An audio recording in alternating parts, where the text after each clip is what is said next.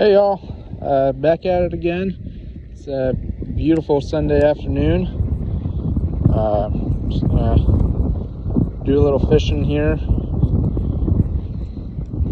Maybe if I can get this thing to work. What's going on here? There we go.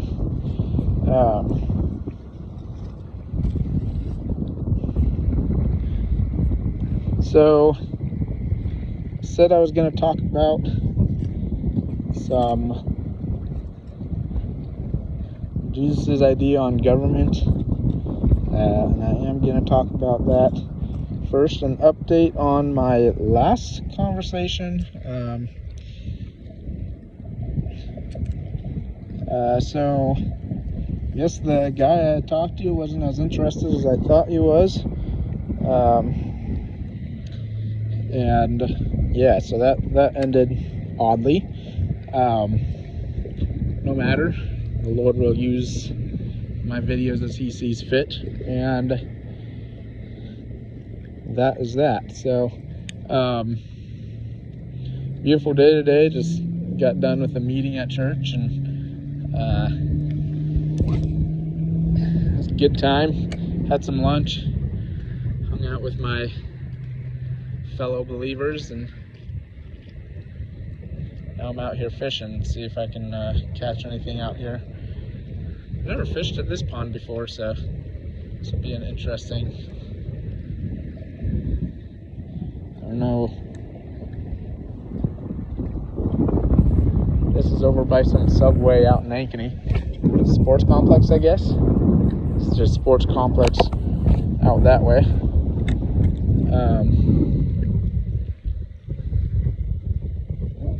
Yes, I think I did. It looked like I did. Anyway, in lieu of the elections, I had wanted to talk about Christ's idea on government.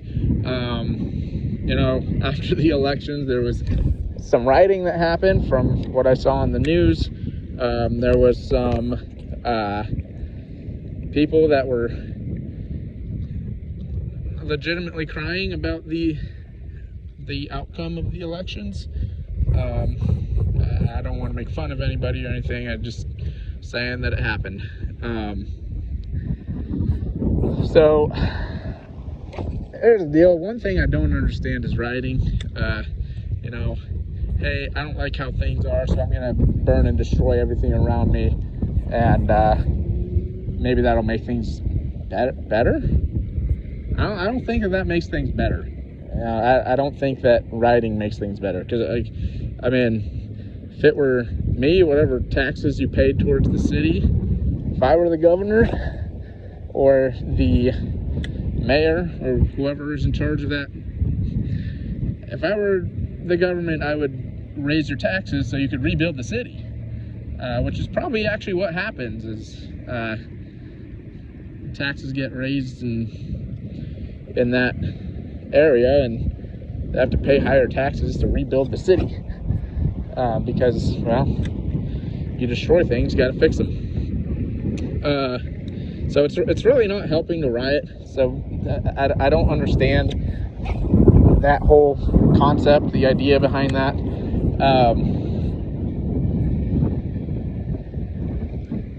Oh, I think I got something, guys.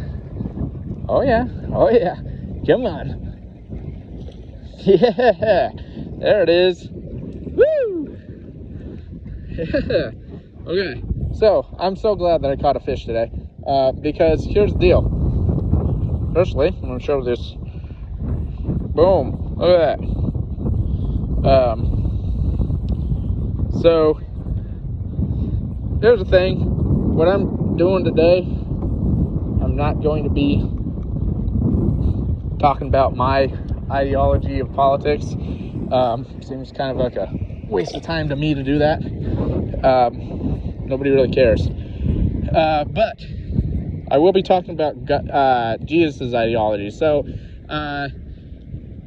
in the Gospels, the Pharisees are trying to trap Jesus, and they come to him and they go, is it right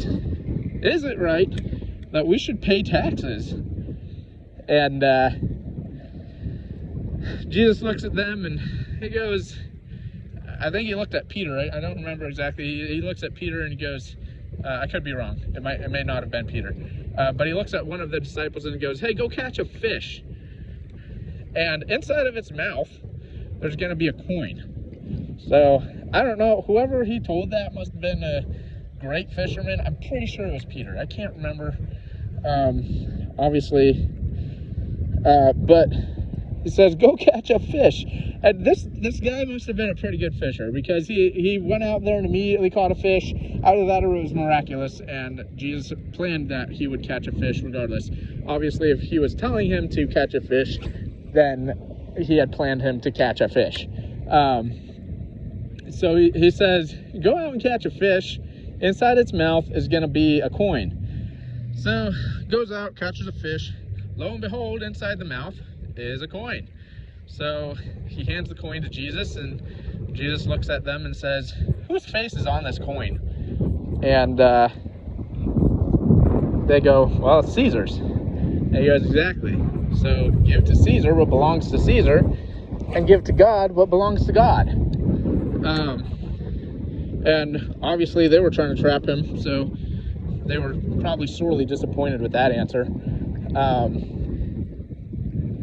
But the thing is, no matter what government you have, there's Christ makes another statement, and this is, so he's before Julius Caesar, and Julius, wasn't Augustus? I can't remember which Caesar it was. It was before one of the Caesars. He's about to get crucified. He's standing before Caesar, and Caesar asks him, are you the king of the Jews? And Jesus says, you say that I am. And Caesar says, don't you know that I have power over you to kill you? And Jesus says, you have no power. That was not the only power you have. But essentially, he says the only power you have is the power that God gave you. Later on, Paul is talking, and he says to submit in all things to, not in all things, to submit to your authorities, for the power given to them is by God. And here's the thing, sometimes, I don't care whether you're Republican, I don't care whether you're Democratic, Independent, blue, green, orange, white, whatever you want to call yourself, that doesn't matter. In the end, what Christ calls us to do is to submit ourselves to the authorities that he placed above us. And to a point, though, you know, if the authorities that are placed above us state that we have to go around and kill people, obviously that's not good. There is a place where you do not obey the authority. When the authority that is above you is directly against God, you don't obey that authority. We look at Daniel. In fact, I was just reading this to my kids. And in Daniel, the authorities above Daniel said, you can't worship God. You have to worship the king. And Daniel worshiped God. It was against God to not worship God. And so Daniel said, nah, I am worshiping God. And so he did. And then he got thrown in the lion's den. And God saved him from the lion's den. Which really the moral of that story is, if you follow God and you obey God, regardless of what the consequences are going to be, the Lord's going to work it out for your good. And in the end, the king ended up throwing those advisors into the den instead. The lions ate the advisors, and the king named the one true God as the God to worship, because Daniel was saved by the one true God from the lion's mouth. So anyway, all that to say, whatever political denomination you're from, Christ calls us to submit to those authorities in all things, so long as they are not against God. Again, I'm so glad that I caught a fish, because that worked out perfectly into my little, I guess you can call it a sermon or speech or video, whatever. It worked out perfectly into that, so that was great. Anyway, thanks for watching. If you liked it, oh, did I catch another? No. If you liked this video, you want to see more, like and subscribe, share,